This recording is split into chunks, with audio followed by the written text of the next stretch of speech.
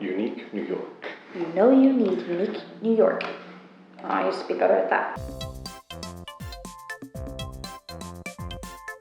We are back with another episode of Agree to Disagree. So today we're going to be talking about planning a trip, what you need to think about when you're planning a trip. We've got strongly disagree, disagree, neutral, agree, and strongly agree. The most important part of travel planning is knowing the type of trip you want to go on. So whether that is an adventure trip, whether that's a relaxation trip. Okay. You ready? Yeah, ready. Oh. Starting off strong. Okay. Wow, okay. Defend yourself. If you don't know what you're looking for in a trip, you can have a trip that you would enjoy, but if it's a relaxing trip and you have not been doing it a lot lately and need to get out and do stuff, it might be okay, but it's not going to be what you want.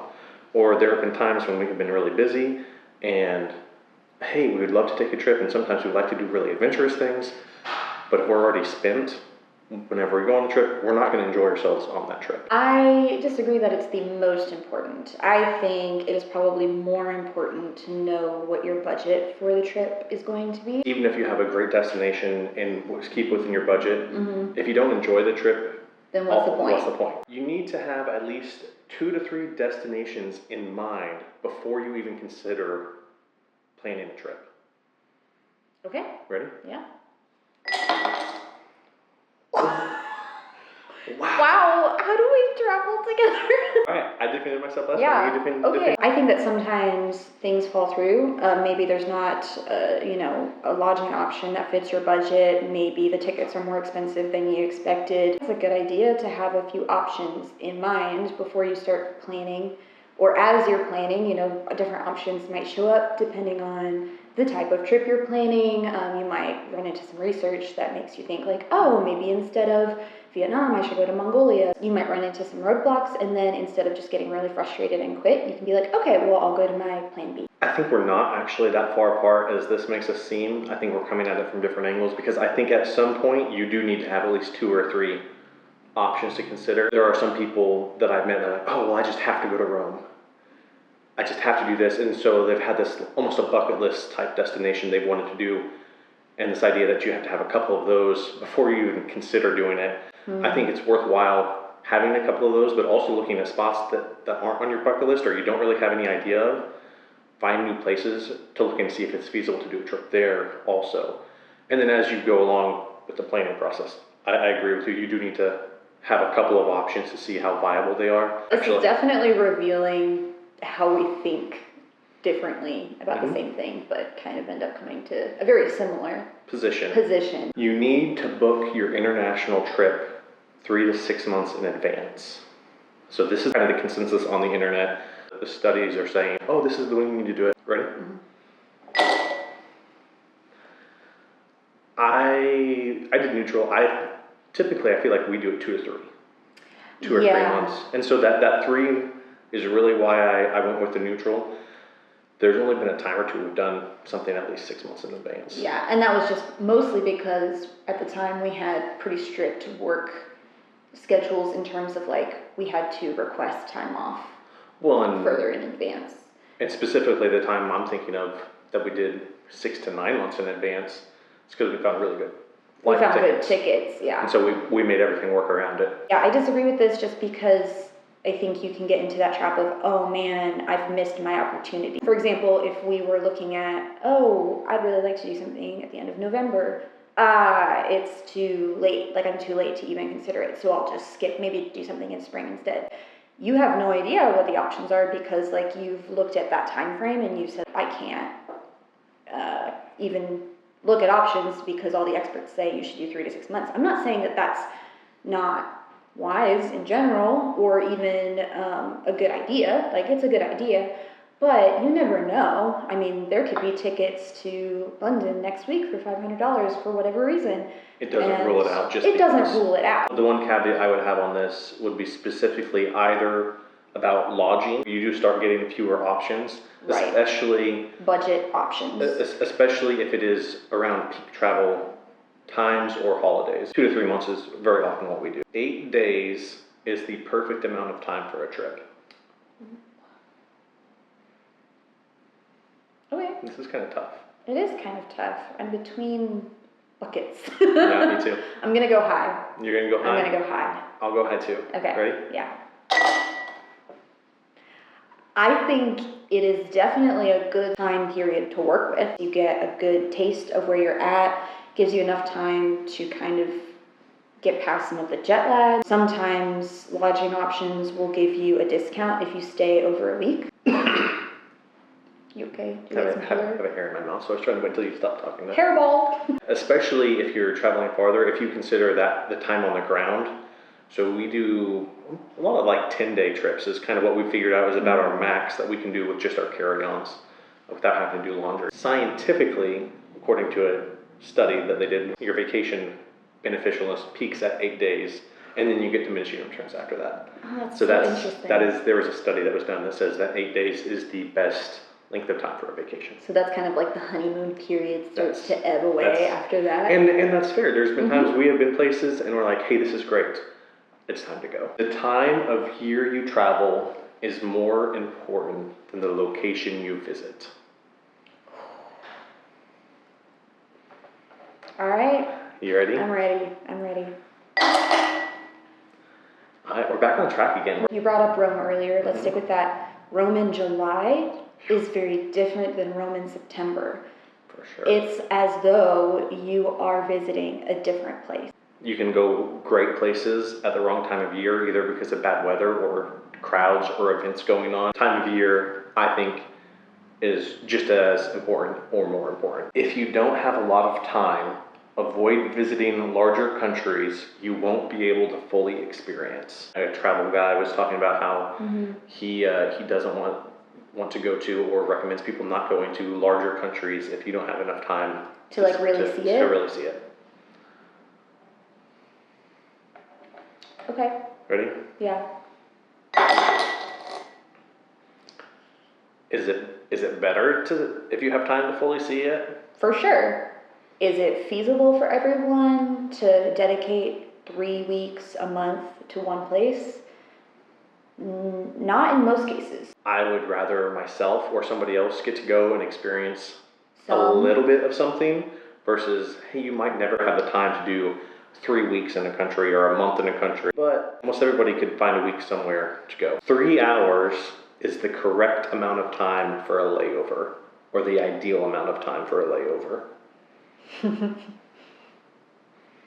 You ready? Yeah, I'm ready. I was between the two. 3 hours is a very good amount of time for a layover. Especially internationally. Internationally is what I was thinking. How often does the ideal situation occur in real life? I wouldn't do less than 3 hours most of the time. I would consider less than 3 hours, Yeah. depending on the airport. The airport and the airline, I would be willing to do less than that. We did have one once that was like a 45-minute layover, Yeah, that was and the kinda plane dumb. and that was our option. It was kind of a crazy experience. We touched down, and I think 15 minutes later, I was buckling my seatbelt on the next On the plane. next flight. But it worked, and so you can do that, but it can be stressful. 3 hours, especially if you're in a nice airport that has stuff to do, or maybe a restaurant or a lounge or whatever it is, can be nice to stretch your legs. Or if you have to go through immigration or security, it's nice to have that buffer time. The airline is more important than the itinerary length. So what airline you fly is more important than how long the trip takes to get there. Ready? Woo! I really thought you were gonna strongly agree with this one based off of past experiences. Well, because there's extremes. If the itinerary is twice as long for a nicer airline, it's not worth it. I think that this kind of just points out that it is valuable to research the airline, especially if you don't have a lot of experience traveling, just because there is such a range of options. You've got like dirt cheap budget airline that, you know, it's basically they give you a folding chair in the sky and you don't get any food and there's not going to be entertainment, because you're going to prepare for that kind of flight much differently than if you're, you know, going on Emirates and living the posh life in the sky. Do be aware, every airline is going to have really negative reviews, because that's what people do. Everyone usually just complains. So do your research, but kind of learn to filter out some of that stuff. Something else that is probably a reason I did neutral on this. There might be a time, if you have a tight schedule, it's worth it to fly a worse airline if it means you get another day in your destination. So if I can take a really nice airline, but I've only got 5 days on the ground, I'm willing to take a worse airline to get 6 days on the ground instead. Your budget should determine where you go. Okay, You ready? yeah. Depending on what your budget is, you know, your money can go this far or it can go this far, depending on where you go. For example, we go back to Paris a lot just because it's We go recognized. back to Paris. Not like physically. I mean, Okay. in our conversations Gotcha. on the Gotcha. channel, we talk about Paris just as a good example. We don't go there a lot. We don't travel there a lot. It's, you know, a place that's very recognizable. A lot of people want to go there. But you know, your money is not going to go far. So I wouldn't recommend going unless you've got the budget to really kind of experience some of those higher end elements. But if you were to go, I don't know, to Estonia, maybe Romania, Peru, your money's just going to go further. And I think that your budget should be a big factor in determining where your destination is. I think I would describe it as you decide where you would like to go, and then your budget kind of tells you if it's viable. What kind of expectations can I have based on that? The more you research a trip, the more money you will save. You ready? Okay. Yeah, I'm ready. I was between those two. I think there is such a thing as like overdoing it. I mean, if you spend 80 hours planning a trip and you're getting to a point where you're still saving just a couple bucks here and there, it's kind of like that 8-day peak, and then Law of diminishing returns. Law of diminishing returns. Research helps a lot, especially on the front end, researching the airlines, lodging options, the things that you want to do while you're there, how much food is going to cost. Those are very, very important. I have gone into it before where, oh, well, if it was just a little bit cheaper, we could do this trip, or we could do a little bit cheaper, and trying to find any way possible, and sometimes it just doesn't fit your budget. Like we just talked about your budget, given the yes or no, and sometimes no matter how much you research into it, the answer is still no, at least for now. Take the cheapest travel option.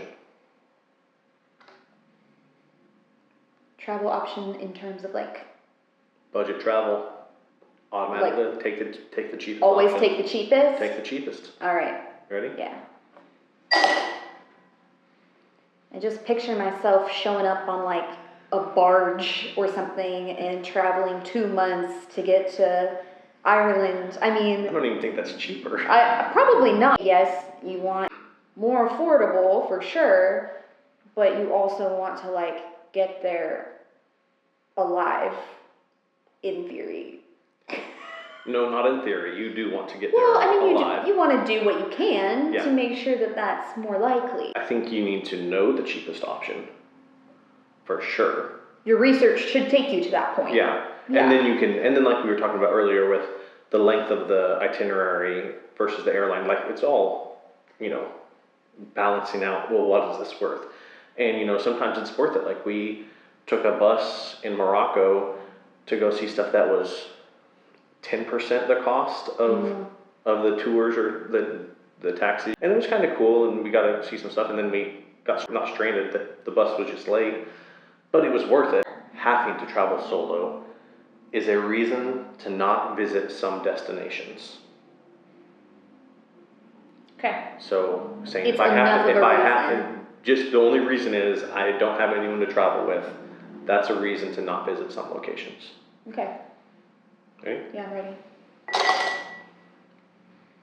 You can talk about this more because I have actually not ever traveled solo. There are certain places I wouldn't recommend anyone traveling solo. There's certain places just based on the culture and stuff, I wouldn't maybe recommend, you know, older people or younger people or guys or girls or whatever based on the situations, maybe them traveling solo, or probably more accurately, you could travel solo, you just need to know the context.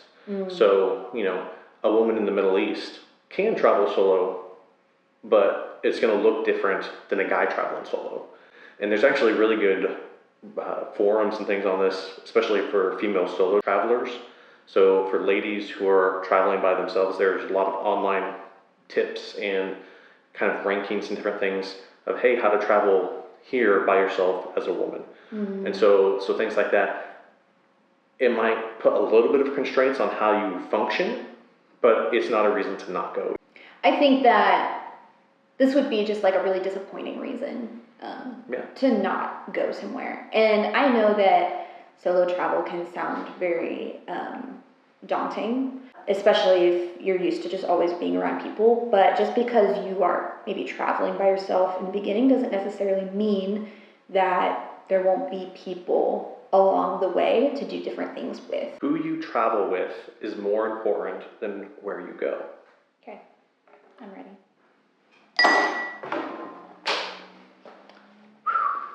Your travel buddy could make or break your trip. You could go to the best place in the world and have the worst times. It is very important to make sure that the person you're traveling with has a temperament you mesh well with, has a budget that like is at least on the same level as the one you're wanting to travel on.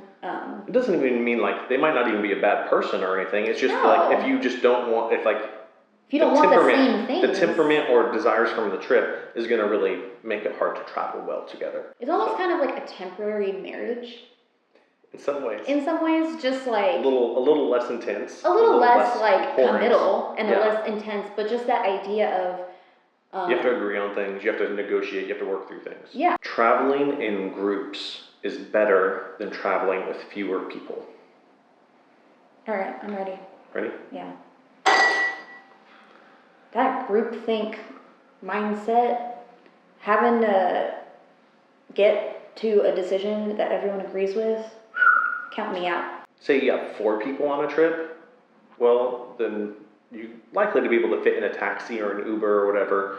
But if you're with, 6 people, 12 people, you're not going anywhere fast. And when you do go somewhere, you might not be able to find a seat at a restaurant together. Like you might, depending on the group, like you could have a good time if the group is willing to like split off and do its own things. Yeah. But logistics multiply really quickly when traveling with people. Especially if you're going to someplace that's a big city or whatever, trying to herd a crowd of people in an unfamiliar area and trying to all stay together. And that, like you said, the group think of, oh, I want this for dinner, or I want this for dinner, or oh, I want to walk more, I want to walk less. Well, take a pause and reset the cups. Yeah, let's do it.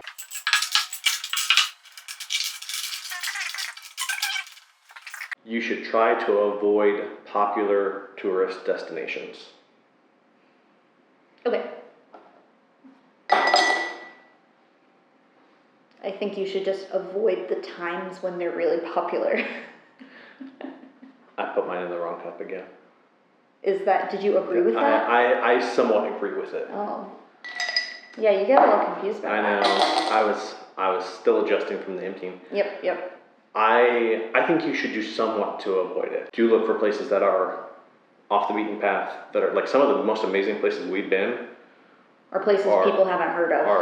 Are not popular. Yeah. I mean, like there are tourists there. Tourists do go there, but they're not like the famous tourist places. Right. And so even if you do go to the ones like we've mentioned Rome, we've mentioned Edinburgh, we've mentioned these places, go there, spend some time there, but like you can see things in those destinations that are on the not touristy side of town. All right, you ready for this one? I hope so. Good food is more important than good scenery. Talking about planning a trip, where are you going to go? All right. Good food is more important than good scenery. All right. Ready? I'm ready, yeah. I thought we might disagree on this one. Yeah. Like for me, I remember places I've been based off of like the things I've eaten. Like there are different metrics people use, I think, mentally to help them remember different trips. And like, oh yeah, that's where we had that sandwich, or that's where we had that breakfast, and that's just what sticks best in my mind. So for me, yeah, I think food is reason enough to go somewhere. I think food could be reason enough to go somewhere, but if I had to pick one or the other, I think I'm going to go with the scenery. I would rather have like a plain Jane homemade sandwich, sitting above the Arctic Circle, staring off of the ocean and the mountains, eating that, rather than a 5-course meal in Paris. Well, yeah, there are places that have both. And when I say good food, that is a good point. I don't necessarily mean high-end, sit-down, 5-course restaurant. For me, that actually typically means just really good, small, locally owned restaurants or street food. My native language not being spoken in a destination is a reason to not visit it. Okay. So for us, English, Yeah. going someplace where there is zero English. Ready? Yep.